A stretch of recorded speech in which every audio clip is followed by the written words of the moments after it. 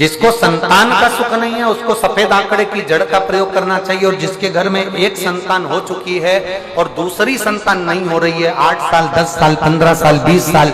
22 साल हो गए और दूसरी संतान का अगर सुख नहीं है, तो उसके लिए बेलपत्री के वृक्ष के नीचे का एक भाव बड़ा सुंदर कहा गया। किसी भी सोमवार से आप ये प्रयोग करना प्रारंभ कर सकते। 11 रुद्र होते हैं, 11 रुद्र होते हैं। एक सोमवार को बेलपत्री के वृक्ष के नीचे जाइए और बेलपत्र के वृक्ष के नीचे जाकर एक एक रुद्र का स्मरण करें। करना क्या है, बेलपत्री के वृक्ष के नीचे जब आप जाएं तो बेलपत्र के वृक्ष के नीचे की ही मिट्टी का एक कुंड, आप लोग क्या कह सकते हैं यहाँ पर, हम क्या बोले उसको, जैसे मिट्टी का एक कटोरी बनाते हैं ना, क्या बोलते हैं उसको, कुंडी बना देते हैं मिट्टी की। बेलपत्री के वृक्ष के नीचे की ही मिट्टी, उसी मिट्टी का एक छोटा सा एक कुंडा बना दो उसको मिट्टी का। जितने लोग आस्था चैनल पर सुन रहे हैं, जितने लोग फेसबुक यूट्यूब पर श्रवण कर रहे हैं, बड़े ध्यान से सुनिएगा, सावधान।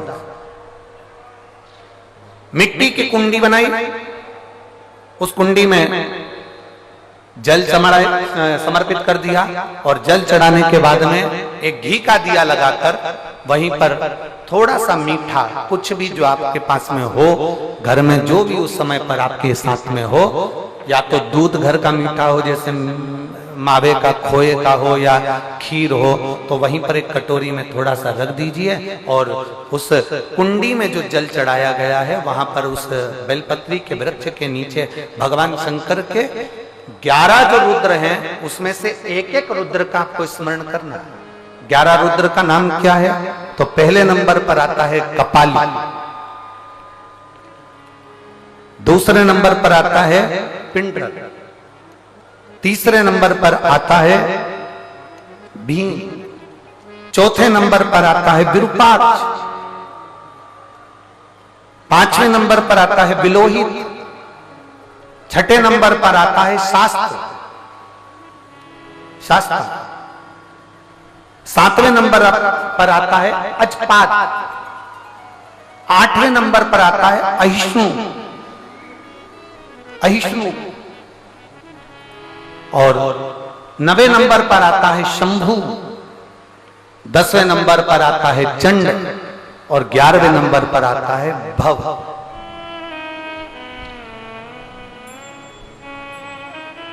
अगर अभी आप लोग नहीं लिख पाए हैं तो बाद में मोबाइल पर से कथा को पीछे खींचना, फिर उसमें से धीरे धीरे इसको लिखना।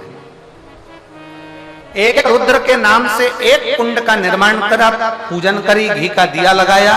वहां जो मीठा रखा है उसको लिया,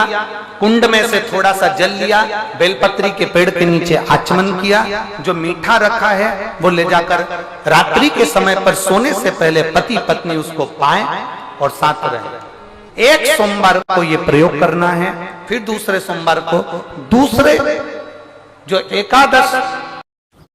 वर्णन किया गया है, एक एक रुद्र का नाम लेकर एक बार कुंड का निर्माण करना है। दूसरे सोमवार को जैसे एक बार आपने अगर कपाली नाम से पूजन करी, दूसरे नंबर पर पिंडरल नाम से पूजन करी, तीसरे नाम पर भीम नाम से, फिर आप विरूपाक्ष नाम से, ऐसे एक एक सोमवार करना है। 11 सोमवार, और 11 सोमवार जैसे तुम्हारे पूर्ण होंगे,